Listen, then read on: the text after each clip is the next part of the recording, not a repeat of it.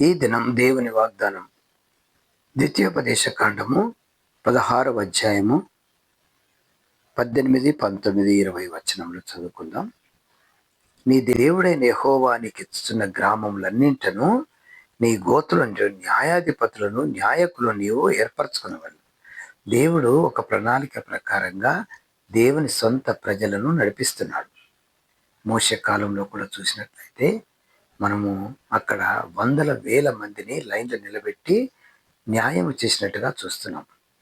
అయితే న్యాయం ఎలా జరుగుతుందంటే రోజుకు ఒక 10-20 మందికి మాత్రమే న్యాయం జరుగుతుంది.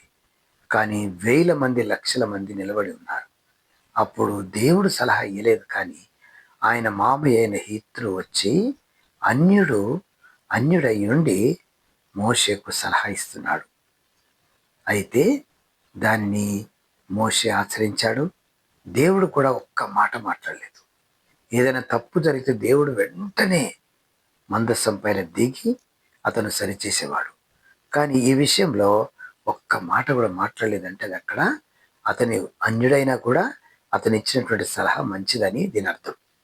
అందుకొరకే ఇక్కడ నీ దేవుడైన యెహోవా నీకు ఇస్తున్న, అది నీ గ్రామమే కావచ్చు, నీ కుటుంబమే కావచ్చు, నీ సంఘమే కావచ్చు, ఏదైనా కావచ్చు, మనము న్యాయంగా నీతిగా ఉండాలని దేవుడు కోరుకుంటున్నాడు.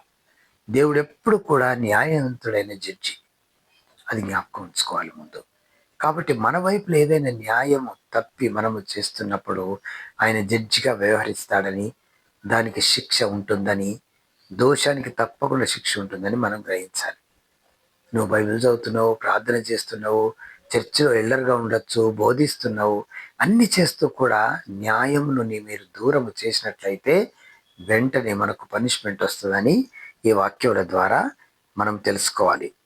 వారు న్యాయమును బట్టి జనులకు తీర్పవలేడు. జనరల్గా అయితే వారు న్యాయాధిపతులు, వాళ్ళు రాజు, వాళ్ళు ప్రవక్తలు, ఇటువంటి వాళ్ళు ప్రజలకు న్యాయం తీర్చాలి.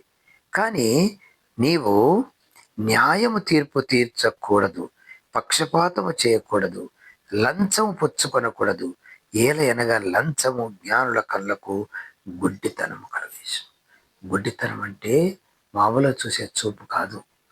పైసలు తీసుకొని చేయవలసిన న్యాయమును చేయకపోవడం గుడ్డితనం. ఎందుకంటే నిన్ను దేవుడు జడ్జిగా పెట్టినప్పుడు పేదవారేమి గొప్పవారేమి వారికి న్యాయం తీర్చడానికి నిన్ను దేవుడెంచుకున్నాడు. అలా దేవుడెంచుకున్న వ్యక్తి పక్షపాతము చూపకూడదన్నమాట. అలా పక్షపాతం చూపిస్తే మనకు పనిష్మెంట్ వస్తుందని కూడా రాయబడింది. ఎందుకొరకంటే లంచం పుచ్చుకొనకూడదు. ఏలయనగా లంచము జ్ఞానుల కనులకు గుడ్డితనం కలుగజేస్తట. బాగా డబ్బు వాళ్ళ దగ్గర తీసుకొని ఇష్టం వచ్చినట్టుగా మనము న్యాయము చెబితే గుడిలో కనతనం అంటే నీ చూపు పోతుందన్నమాట రాబో దినాలలో. ఎందుకంటే చూపు లేకపోతే అసలు ఈ లోకంలో జీవించడము చాలా కష్టం. కానీ అది అటువంటి లంచము అనేది దేవునికి ఇష్టం లేని హేయమైనటువంటి చర్య ద్వారా నీ కన్నులు పోగొట్టుకుంటావా అని దేవుడు అడుగుతా ఉన్నాడు.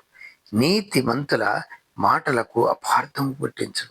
నీతిమంతులై ఉన్న వారికి కూడా ఆ యొక్క లంచం పుచ్చుకొని న్యాయము తీర్చేటప్పుడు అవి అపార్థం అయిపోతాయంట.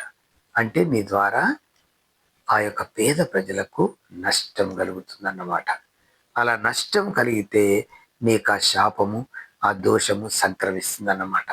కాబట్టి ఇది గ్రహించుకొని ఎంత కష్టమైన దేవుని చిత్తమునే మనము నెరవేర్చినట్లయితే నీవు జీవించి నీ దేవుడైన యెహోవా నీకు ఇచ్చుతున్న దేశమును స్వాధీనపరచుకొనున్నట్లు కేవలము న్యాయముని అనుసరించి నడుచుకొనవలెను. చూసారా, దేవుడు ఎటువంటి మాటలు మాట్లాడుతున్నాడు. ఎందుకంటే నువ్వు దీర్ఘాయుష్మంతులు కావాలన్నా, నీకు సమృద్ధి కావాలన్నా, అనేక విషయాల్లో నువ్వు ఇతరులకు పెట్టబడాలన్నా న్యాయంగా ప్రవర్తించినట్టయితే దేవుడు హానర్ చేసి నిన్ను అత్యధికంగా హెచ్చిస్తాడు. దేవుడి వాక్యం దీవించుగాక. చిన్న ప్రార్థన చేసుకుందాం. ప్రేమ నమ్మకమైన తండ్రి, దేవుడు న్యాయవంతుడైన దేవుడు. ఇక్కడ ఉన్నటువంటి మనము కూడా న్యాయము తీర్చాలి ప్రజలకు. మన ద్వారా ఏ చిన్న తప్పు కూడా జరగకూడదు.